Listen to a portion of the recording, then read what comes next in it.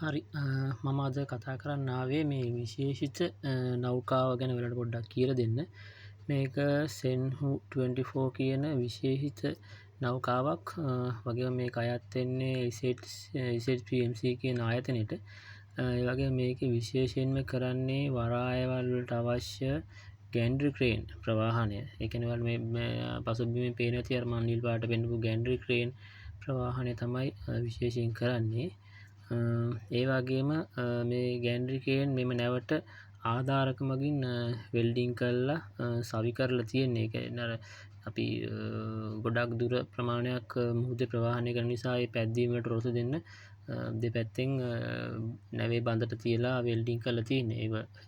එතකොට නැවට මේ වරායට අදාළ වරායට ආවන් පස්සේ කරන්නේ ආධාරක කපලා ඉවර වෙලා නැවෙන් බිමට ගන්නවා.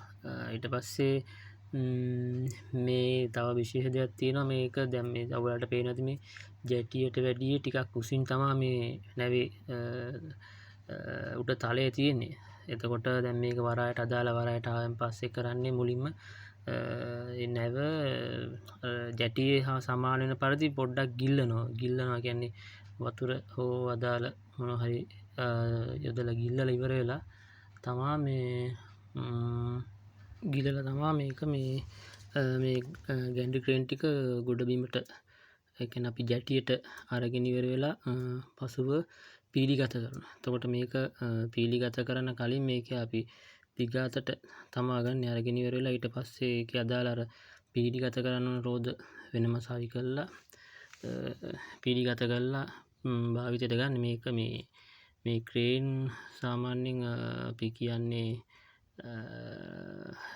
දුරස්ථ පාලක මගින් ක්‍රියා කරන විදිහට තමයි ගොඩක් ඇවිල්ලා තියෙන්නේ. එතකොට මේ අපි කලින් පසුබිම් පෙන්න ලොකු ගෑන්ඩ්‍රි ක්‍රේන් ගේන්නෙත් මේක සෙන්හු 28 කියලා එකකුත් තියෙනවා. ඒකෙන් ගිය පාර එකකින් ආවේ. ඒව යොදාගෙන තමයි මේ ටික ගේන්නේ. ඒ ටික තමයි මට කියන්න ඕනේ මේ විශේෂ නෞකාව ගැන. බලමු තව මොන හරි දෙයක් අමතර දෙයක් මම දැනගත්තොත් තව වීඩියෝ එකකින් මේ ගැන ඔයාලට පැහැදිලි කරලා දෙන්න. දැනට එපමණයි.